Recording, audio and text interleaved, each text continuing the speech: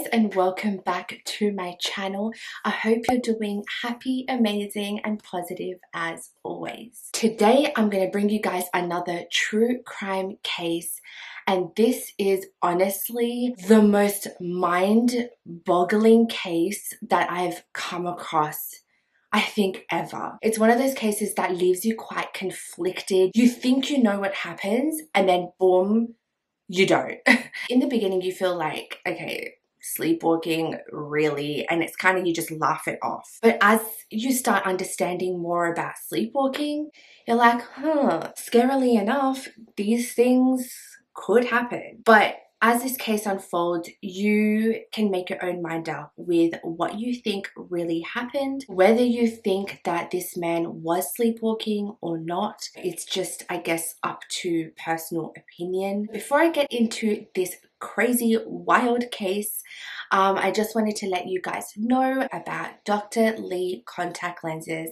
Dr. Lee contact lenses do prescription contact lenses as well as just normal colored contacts. I did a review on this a video back, so please go check that out. I do have a discount code which is aiesha10 for 10% off, and these contact lenses are honestly so amazing. I usually don't like contact lenses or fake looking things on myself, but when I put these contact lenses on, honestly, one, it was super comfortable. Also, it looks quite natural. It didn't look too intense to the point where you can just completely tell from a mile away that you're wearing contact lenses. It's quite subtle and quite natural looking. So please check that out if you're interested in getting any contact lenses. Okay, so I just want to give my usual disclaimer that every piece of information that I found on this case, I found through online documentaries, news reports, podcasts, interviews, things of that nature. However, I do understand that not all pieces of information will be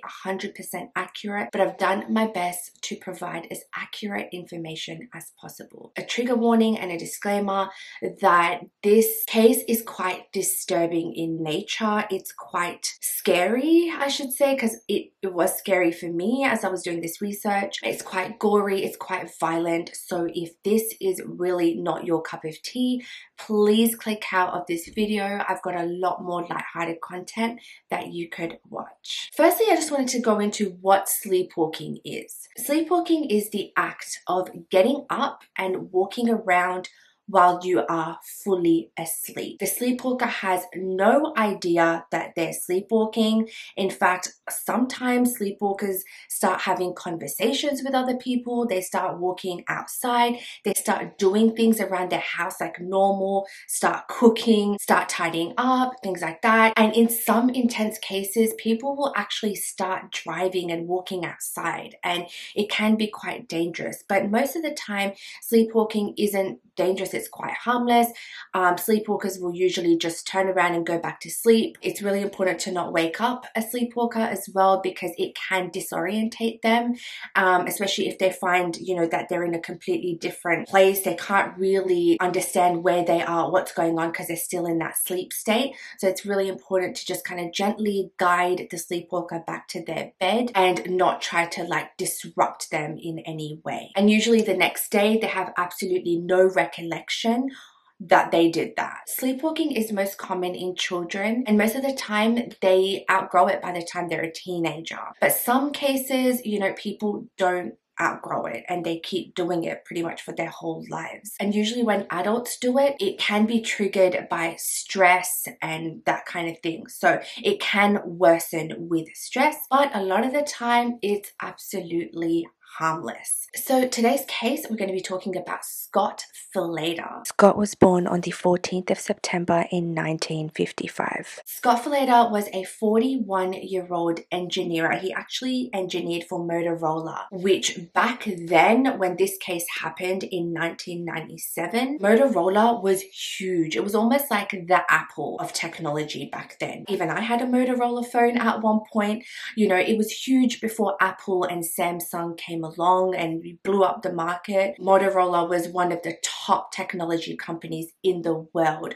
So working for a company like this was huge. It showed how well Scott Philada was doing in his career. Scott met Yarmila Falater in high school. She was born on the 5th of February, also in 1955. One of the first things that attracted Yarmila to Scott was that he would often sleep at school. They would be in English class. They used to do English class together, and Yarmila would see Scott completely asleep a lot of the times and just kind of like intrigued by him and just like, who is this guy that falls asleep? And Scott kind of noticed her. He was like, okay, who is this girl? She's beautiful. Like, I kind of want to get to know her. So he approached her and was like, hey, do you want to go out on a date with me? And she agreed. And after the first date, Scott knew this was the one. This was his first date with a woman ever. And he actually ended up marrying her in 1976. They married while they were quite young and still studying in college. So, you know, they were keeping up with their academics as well as, you know, starting their life together. They both achieved really, really well in school. Like I said, Scott was in engineering and Yarmila was actually a preschool teacher, and they both had master's degrees and they were raised as Catholics. After they got married, they became Mormon and they actually abided by the religion a lot. Their lifestyle was as, you know, their religion, and they were very dedicated to the Mormon community. In June of 1981, so 5 years after Scott and Yarmila got married, they had their firstborn, a daughter called Megan Philada. And then 3 years later, they had a son called Michael Philada. They were a very happy family. Scott and Yarmila were so in love with each other. They were so happy together. You know, with cases like this, usually from the outside looking in, you would see that people seem happy. But with the Philadas, it's not that they seemed happy. They were a happy family. The couple never argued. They never had fights. They were so loved up. The kids remember having a great childhood. They never remember their parents having, you know, blowouts or big arguments or anything like that. They had a family dog, a golden retriever. And honestly, it was like the perfect family, you know, with the white picket fence type of dream. There was a lot of love and understanding in their marriage and in the family. So when Megan and Michael were quite young, Yarmila decided to quit her job and become a stay-at-home mum. She was a very devoted mother and just wanted to spend as much time with her kids as possible. The only conflict that the family was kind of known to have was that Scott wanted more kids, but Yarmila was just happy with the 2. But that wasn't any cause of, you know, any type of abuse or violence or anything like that. It was just a little conflict and discussion that they were having as a couple, which honestly is quite normal. And sometimes Yarmila would express to her husband that he was spending too much time at the church. You know, he was fully devoted to the Mormon community, like I said, and he was going to church often. And Yarmila would kind of get frustrated at him because she's like, you know, come and spend more time with us. Like, stop always running off to church. But other than that, nothing too intense. So Scott actually got a new job in Phoenix, Arizona. So the family packed up and they moved to Phoenix. And over there, you know, they continued this beautiful life together. The kids had a great upbringing. So on the 16th of January in 1997, everything was so normal. Scott went to work as usual. And when Scott came home from work that day, he had dinner with his family. And then after dinner, he planned for some lessons that he gave at church in early morning religion classes. So he was preparing for that. And then at around 9 p.m, Yarmila says to Scott, you know, the pool pump needs fixing outside. Can you go and do that? So Scott said, yes, I'll go do that. And he went to go fix the pool pump. However, he couldn't get it fixed, especially because it was dark outside and he was kind of getting a little frustrated. So he's like, I'm going to leave that and do it tomorrow in the daylight. So by the time he came in, Yarmila was asleep on the couch, and he wakes up Yarmila and says, hey, I couldn't get the pool pump fixed, but I promise I'll do it tomorrow. And Yarmila was like, yeah, that's fine, all good. There was no argument like, oh, why aren't you fixing it now or anything like that. You know, she was like, yeah, cool, that's fine. And then Scott gave a kiss to Yarmila while she was on the couch, and he was really, really tired, so he went to sleep early that night. I'm not sure why Yarmila stayed downstairs on the couch. Maybe she went up later on, not too sure. But he went upstairs to sleep. This was around 9:30, 10 p.m. The next thing that Scott remembers after saying goodnight to his wife and going to sleep was him standing at the top of the stairs with a cop pointing a gun at him, yelling at him to get on the ground. Scott is confused. Scott is scared. Scott is like, what is going on? And doesn't remember how he even got to the top of the stairs. But the neighbor's version of this is very, very different. Craig Coons and Stephanie Ridehead were the neighbors of the Philada family. I'm so sorry if I'm saying any of these people's names wrong. I'm trying my best to pronounce them, but I really, really apologize if I'm saying it wrong. So Craig and Stephanie were getting ready to go to bed at around 10 p.m, you know, minding their own business. And then Stephanie hears like crying going on outside. And she's like, what is going on? Why is there someone crying at 10 p.m. at night? So she told her boyfriend to go and see what's going on. She can hear someone crying. So Craig goes outside to check on what was going on. And that is where he sees a woman laying on the ground in the backyard of the Falata's house. At this point, he can't really distinguish who it is. He wasn't too sure because it was dark. He couldn't see exactly who it was. At first, he's like, okay, someone's obviously passed out while they've been drunk. They're not having a great time. Let's just leave it at that. But this was just speculation. He just kind of assumed that this person was drunk. However, then he notices there's someone walking around in the house. Scott is walking around in the house.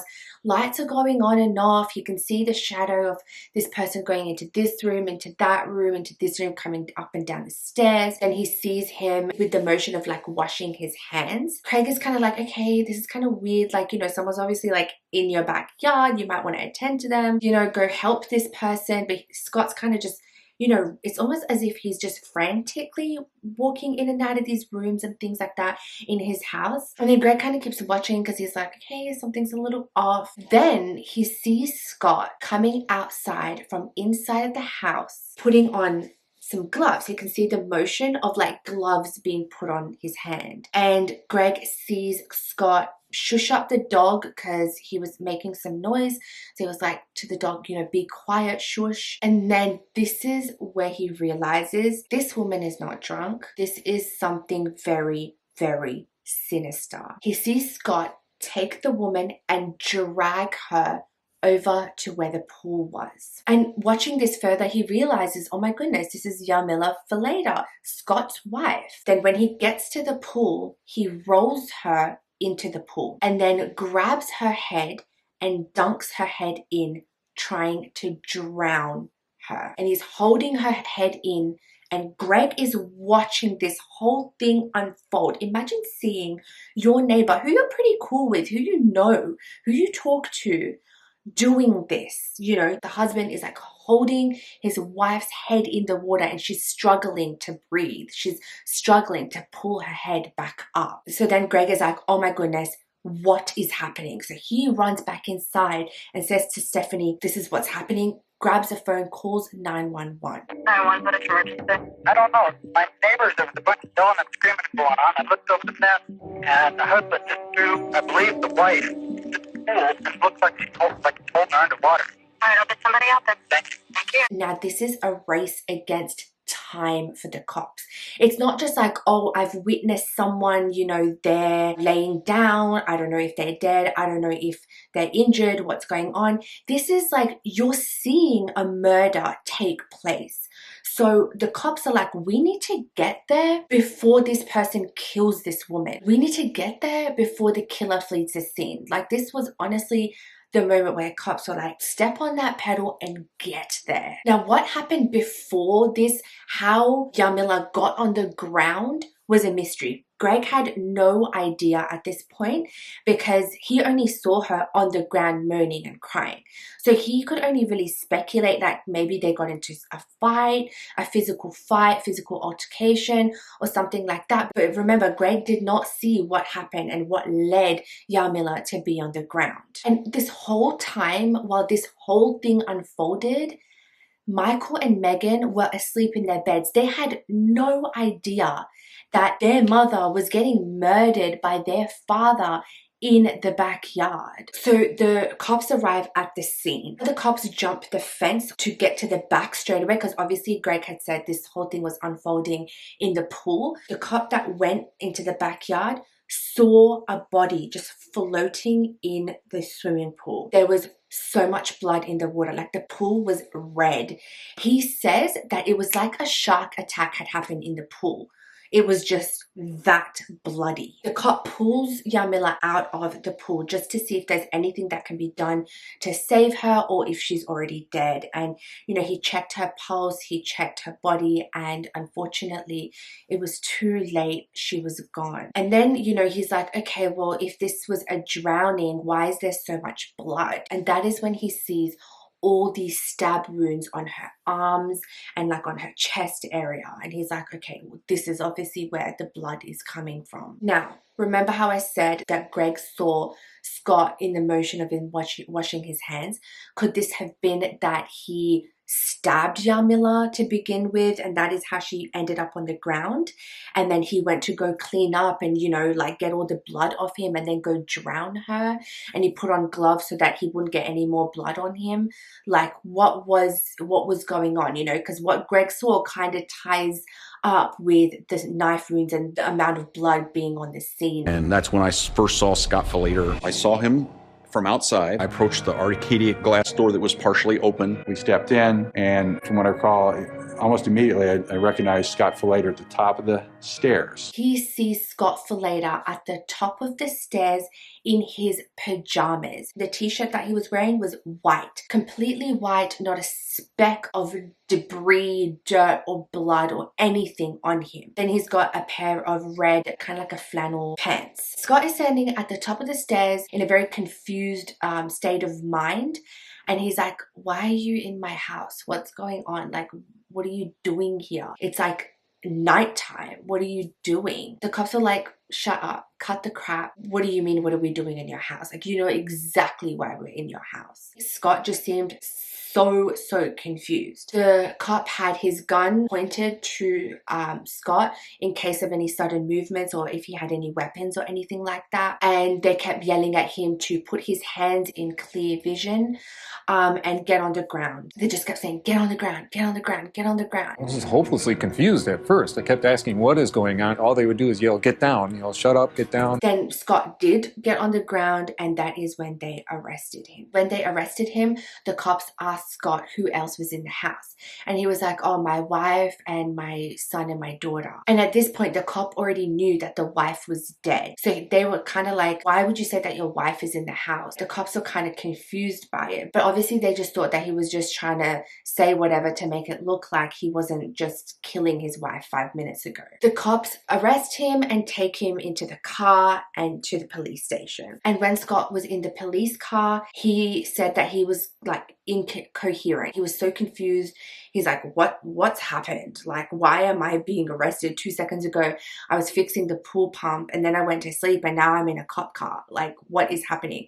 Why am I being arrested? While the cops were at the house, they moved around the house, they searched the house, and that's when the kids woke up. And that is when one of the police officers told Michael Philada, who was only 12 years old at this time, that his parents had got into an argument and that his mum was now dead. I went to bed as a 12-year-old kid with a happy life, and I woke up to a police officer telling me that my mother died. I just feel like for a 12-year-old to hear this would be so hard, you know? I just feel like there should have been someone familiar that the kids knew so that there was support there, you know, for them and not feel so scared. So when he walked into the police station, he was walking towards a sign that said homicide. Like the cops were guiding him to towards that sign, and that was where the interview was going to be held. And that is when he asks the cop, or says to the cop, I'm assuming that, you know, Yarmila's dead. You know, I'm assuming that Yarm is dead since this is homicide. And he said, yes, she is. He was like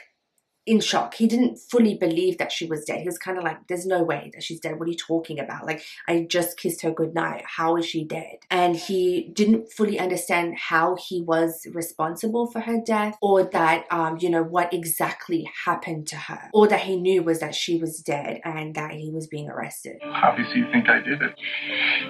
I don't know what makes you think that.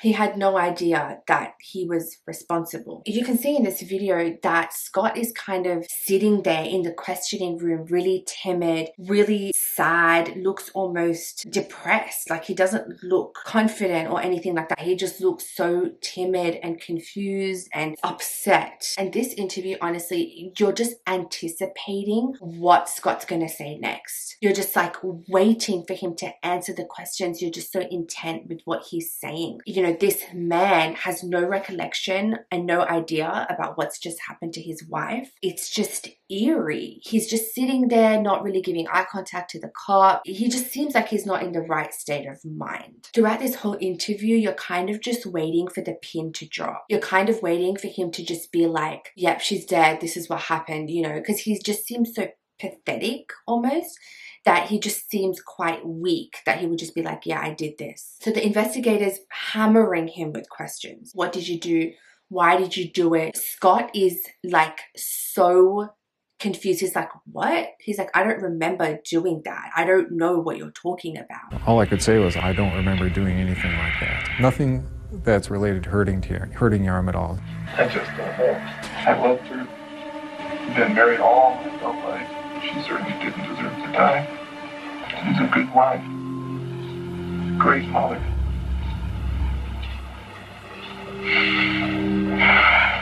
All my kids. He had no idea what had happened or what he had done. Now, was this like a fit of rage? Because this is common in people who have violent outbursts. Sometimes they go into such a fit of rage that they completely black out and they have no control over what they're doing. So the cops are like, what is going on? How does he not realize what he's done? The cop is not buying his I don't remember narrative. I'm sorry, I don't remember doing it. Remember more than that. Something set you off, Scott. The cop is like, all I believe right now is that his name is Scott Philada. Everything else he's saying, I don't believe. And all I want to know is why he did it. Not if he did it, why he did it. Because they knew he was the one that did it. They had an eyewitness. They had Greg, who lived right next door, who saw this unfold. So it's not a matter of if he did it, it's why he did it. Obviously you think I did it. I don't know what makes you think that. Well, because I had a neighbor staring at you watching me do it, that's why. Jeez. Neighbors saw me pushing her in the pool. Yes, sir. Well, actually, it's a lot more described than that. You've got to be kidding. So as you heard, you know, the cop tells Scott, we have eyewitnesses. Your neighbor saw this. I feel like a more common response would be, I didn't do that, like denying it. There's no way that I did it. Someone could have come in and killed her. And, you know, like he could have denied it, but he wasn't denying it. He was just really shocked, like, geez, they saw me do that. And because they had a great relationship with the neighbors, like the Philada family had a great relationship with Greg and Stephanie, so Scott was like, there's no way that they would even make this up. So Scott was like, oh my god, I'm responsible for this. I did this, but why don't I remember? He seems like he can't believe what's going on. Whether that is like he's a really good actor or he genuinely did not know what was going on, it's still a mystery. Did he have this whole thing planned and then he was just going to go with a, oh, I blacked out narrative? Did he plan to kill his wife, go back up to sleep, and then the next day the kids would wake up to find her body in the pool, and then, you know, come up with a story that, oh, this could have happened in the middle of the night.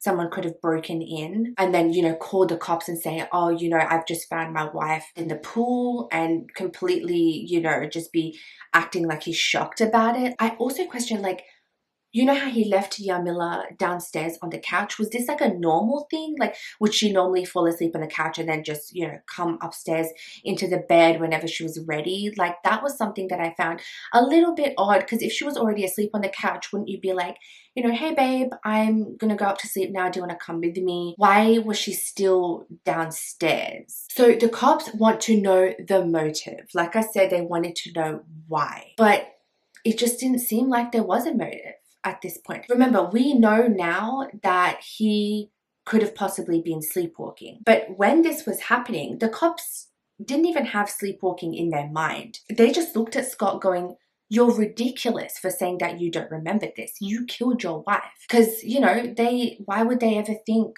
or assume that someone did this in their sleep? It just almost seemed unbelievable. When the cop was sitting there questioning him, they were just like, this person is absolutely ridiculous for lying. Like, we know you are lying. They had no thought or assumption that this person was unconscious at the time of the murder. They just think that he's lying because he's been caught. You know, there's a witness that has seen him do this. So they just think that he's trying to just lie and be like, I don't remember. And this was not part of his plan. So then as the cop is interviewing him, they see blood on Scott's neck and ear area. But like I said, his t-shirt was white, crystal clear. There was no speck of dirt, no speck of blood on his shirt, but there was on his neck and ear. How is it that his shirt is completely clean, but there's blood in this area of him? I need the blood on you. What blood?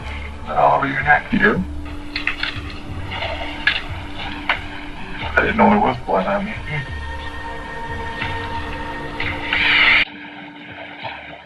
I'm sorry, I didn't know there was blood on me.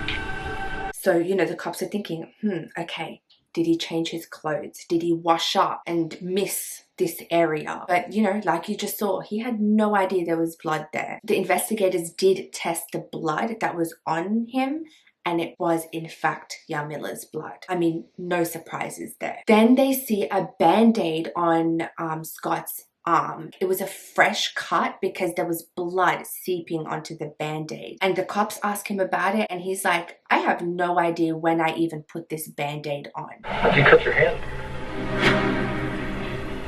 Forget that too. I don't remember putting it on. Now, when Yarmila's body went into the autopsy, it was concluded that she had 44 stab wounds on her, and most of them were defensive wounds, which means she was trying to defend herself when this person was stabbing her. The cops are thinking at this point, you know, we did find stab wounds on Yarmila, so did he injure himself while he was stabbing Yarmila? Did he accidentally cut himself? Did she maybe cut him in the act of defense? But all they knew was that that cut was fresh, and this most likely happened in the altercation. And when he was asked about this band-aid, did you notice how there was like a long pause? So was he trying to come up with something, or was he trying to remember if he had put on a band-aid or if he had gotten hurt, or was he trying to like make up a story? All of it was very, very odd. Remember, at this point, Scott has no idea that Yarmila has been stabbed, or he's acting like he has no idea that she's been stabbed. The cops have just disclosed that she's been drowned, and that's what the neighbors saw. This could have been a tactic that the cops were using just to kind of, you know, catch him in his own lie, because Scott hadn't seen her body, supposedly, right? So if he had said, oh, you know, something about a knife or something like that, they would be like, hold on a second, you don't even know what happened. All you know is that she drowned. How did you know that she had stab wounds? But Scott, I don't know if he's just like really good at lying, but he just didn't budge with what he was saying. He's like, I don't know how this cut got there. I don't know what's going on. So like I said, the 44 stab wounds on Yarmila were defensive, and what the investigators were theorizing was that he could have gotten pissed off while fixing the pool. Maybe there was an argument while he was trying to fix the pool, and then it got heated, it escalated. He grabbed his hunting knife. It was not a kitchen knife, it was a hunting knife. And, you know, he put one hand over her mouth to stop her from screaming. And then he looped his arm around her and stabbed her. This would kind of make sense because she could have been defending herself from being stabbed, and that's why she had stab wounds on her arms. However, some of the knife wounds were fatal, and that's what could have caused her to bleed out as well and lose a lot of blood. So this is what the cops were theorizing. They didn't know whether it was true, but that's what they were theorizing had happened according to where the knife wounds were located on her. They were just assuming that he just got really angry in a fit of rage. He just grabbed her, started stabbing her. Then they also theorized that she was taken outside or pushed outside or something like that. And he's probably covered in blood and he goes in to clean up while she's outside. And that is when the neighbors would have seen her while he's cleaning up, probably walking around changing his clothes, grabbing his gloves that he was seen putting on. And that is when Greg would have seen Scott, in the motion of like washing his hands inside. He could have been in a rush because obviously he didn't clean himself as well as he thought because, like I said, the investigators saw the blood on him. So that is when, he would have put the murder weapon away, put away his bloody clothes, and then that is when he would have returned to kill her. The cops thought that this was literally an open and shut case. They were like, he's done it, he's guilty, just got to find the murder weapon and everything. And that's it, we take him to trial and he'll be put in jail. And they wanted to put the death penalty on him as well. However, this was not just an open and closed case like the investigators had hoped, because things were just beginning to get even more wild. The cops went and searched the house. They didn't find too many things inside the house, but when they went and checked his car, they opened up the trunk. There was nothing visibly obvious there that was suspicious, but one of the cops found this little piece of like a plastic bag sticking out from underneath the trunk part. So the base of the trunk, there was something sticking out. So they opened up the base of the trunk, and that is where they find a black bin bag. And they open up to see what's inside, and they find a container, a Tupperware container. They opened it up to do a more thorough search, and that is where they find the bloody clothes. It was bloody pants and a bloody shirt, and also the hunting knife. And this is like, we got him.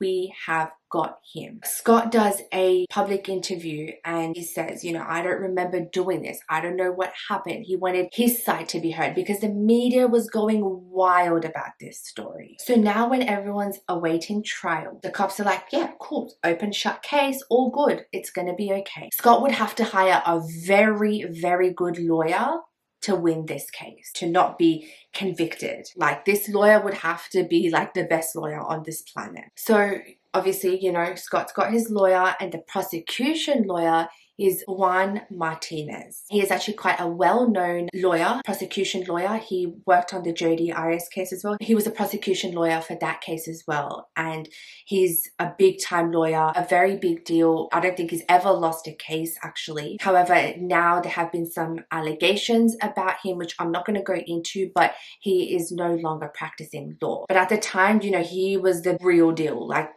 it was as cutthroat as it got. So Juan Martinez argued that Scott planned this. He planned to kill his wife. However, he got stuck in the tracks because, unfortunately for Scott, there were witnesses. He argued that Scott planned this.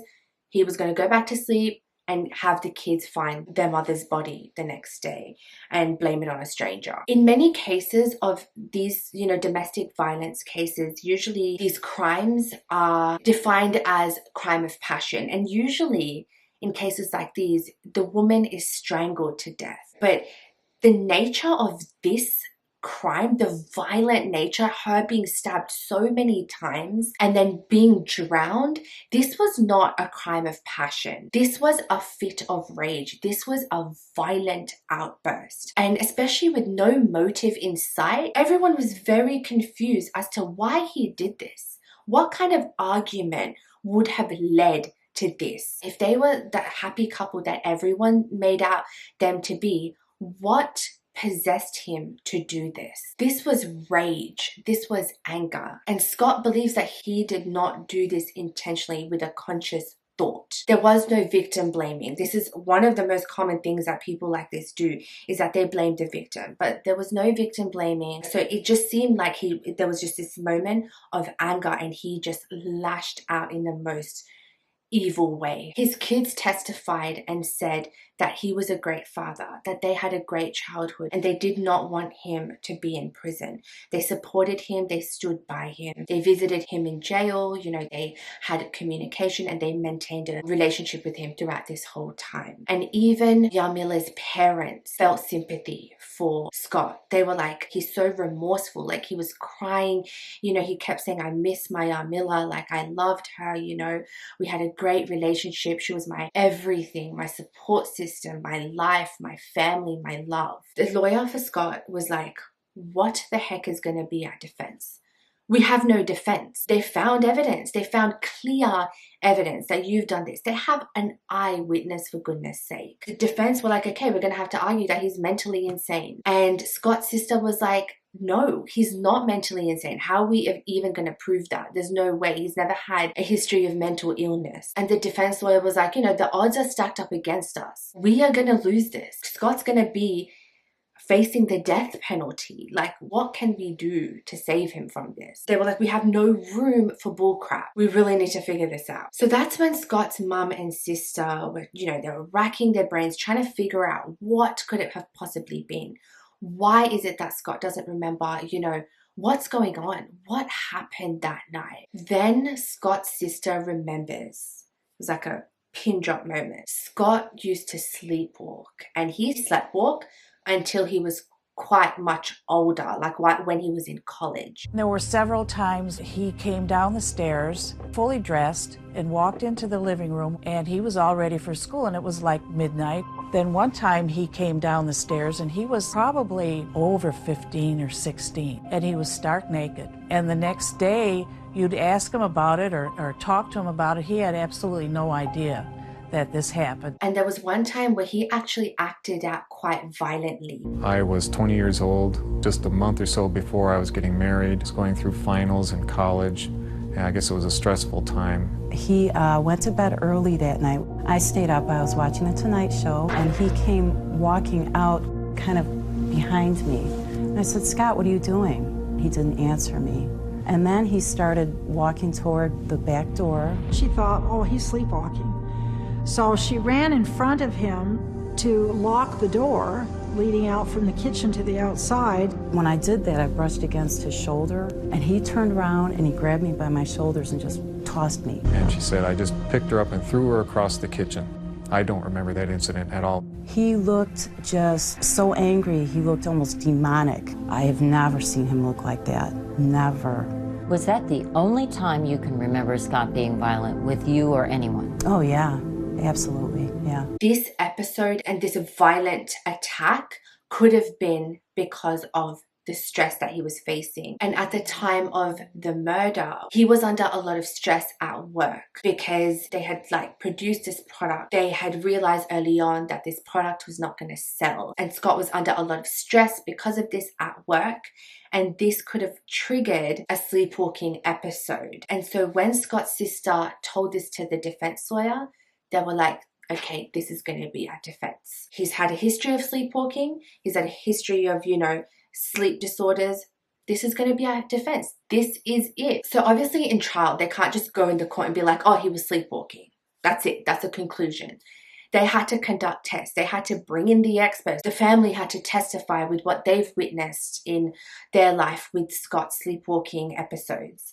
So Scott undergoes, they like literally transfer him from like the prison that he was held in to a hospital where they conducted sleep tests like for 4 or 5 days. However, the tests were inconclusive because they were like, we don't know what his state of mind was at the time of the episode. Apparently Yarmila did know about his sleepwalking episodes, but it wasn't frequent. So then the defense lawyer brings in sleepwalking experts, and they kind of conclude like, yes, this could happen, especially if there's stress involved. So they gave their expert advice in court, and especially with the past that Scott had with sleepwalking, they were like, this is absolutely possible. So the defense comes up with a theory that that night Scott could have fixed up the pump like he was doing, said goodnight to Yarmila, and went upstairs to sleep. Then a short time after, he starts to sleepwalk. and, you know, having in his head that he needed to go back and fix the pool pump. He could have started doing it again, or he could have come back downstairs to go and do it. And because Yarmila was downstairs sleeping, she could have seen him walking around. And then she may have interacted with him. She may have disrupted him while he was sleepwalking. And that is where it would make sense that he would have violently attacked her, because like I said in the beginning of the video, when you disrupt or when you disturb a sleepwalker, it could become quite dangerous. So they're theorizing that Yarmila could have, you know, said, hey, what are you doing? I thought you were asleep. She went out there and disturbed him some way, and it may have just been nothing more than putting her hand on his shoulder. And that is where he would have attacked her. And when sleepwalkers attack like that, there's like really no logic there. They just go into attack mode, into defense mode. The brain can't really determine who this person is, that they are not a threat. So your brain kind of just thinks, okay, defense mode, you need to attack whatever's coming towards you, because you're so disorientated and just kind of, you know, in a very, very confused state of mind. You don't really know what's going on. If this theory was true, Scott would have not realized that this is his wife. She's safe. Everything's okay. So the experts say, yes, this could have been the reason. This could have been it. This theory is probably what happened. But then the whole bloodstained clothes narrative came about. How is it that a sleepwalker would have enough sense to know, okay, I need to go and conceal the evidence? If you are sleepwalking, you're not thinking what I'm doing right now is bad or good.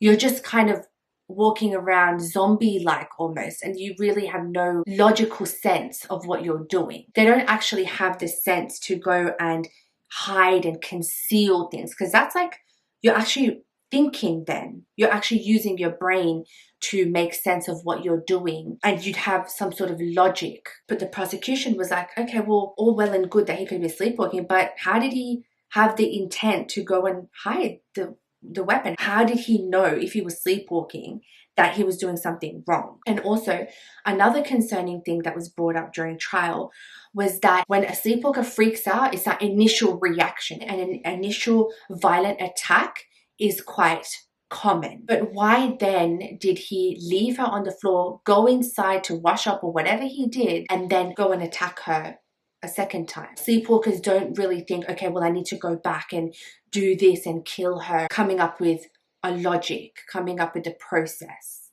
A sleepwalker cannot do that, especially because this isn't a normal thing you do. So for these two things, to conceal the bloodstained clothes and the weapon, and to go back and commit the second act of violence, you would need a level of consciousness for that. So that second act of violence was very concerning for the expert. So when they were told this, they were like, oh, right, so my evaluation, they need to reevaluate. You know, the initial evaluation, the initial expert opinion was kind of disrupted, because that's not normal to go back and then do a second act of violence. And how does a sleepwalker determine when someone is dead? How do they make sense of, okay, this person is now not breathing, this person is now dead? It just didn't make sense to the prosecution, nor the experts. So now things are getting a little confusing. So it seemed like he knew what was happening in his surroundings. He knew what was going on. Prosecution think he was completely coherent. If, for example, he had just gone back to bed after stabbing her and waking up going, what happened?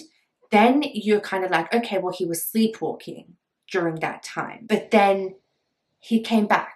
And that is what the prosecution just could not get past. Now, there was another case that was very similar, where a man who was sleepwalking drove to his in-laws' house, killed his mother-in-law, and attacked his father-in-law. And he had no idea that he had done this. People were wondering, is Scott using that case to use for his own case? Was he just going to say, oh, I was sleepwalking, because he'd seen this being done before? Because you can't say, oh, it wasn't me. Like, people saw you do this, man. So then Juan Martinez brings in his expert sleepwalker, a person that he chose, and brought him into the trial. And that expert said There's no way that he was sleepwalking.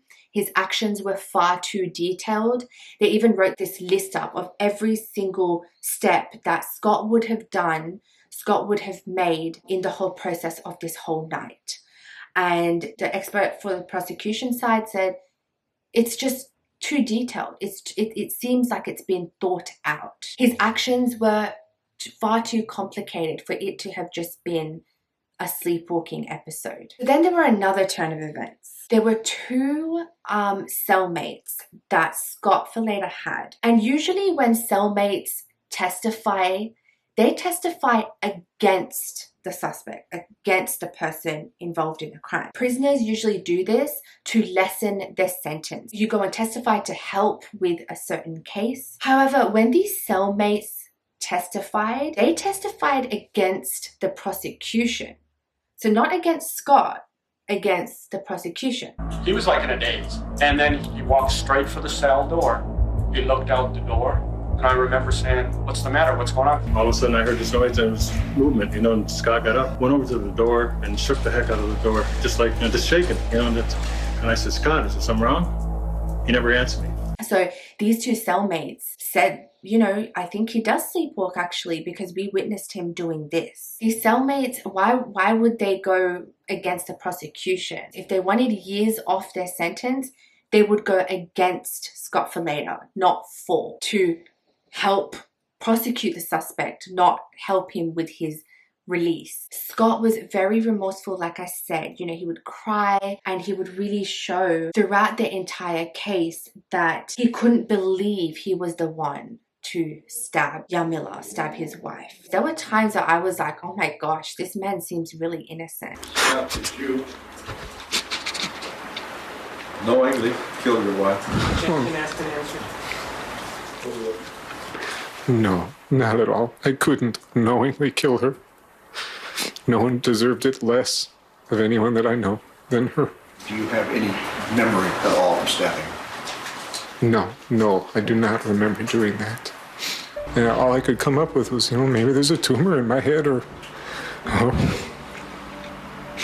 something really bad happened in my head. So either he deserves an Oscar, or he genuinely believed his own lies and he just gave him that sense of delusion, or that he was being honest and he did not know that he had done this. So at first the jury was like, okay, sleepwalking, really? Like, come on, can you get any more pathetic? But then the jurors said that they didn't really know anything about sleepwalking. They didn't really know how the brain worked when sleepwalking. So they kept an open mind, as you should when you're a member of the jury. During this trial, people were expecting something like crazy to come out, like a bombshell, like there was a hidden affair, there was a massive insurance grab, there was some sort of financial gain, like something that Yarmila did that was huge, that made Scott angry.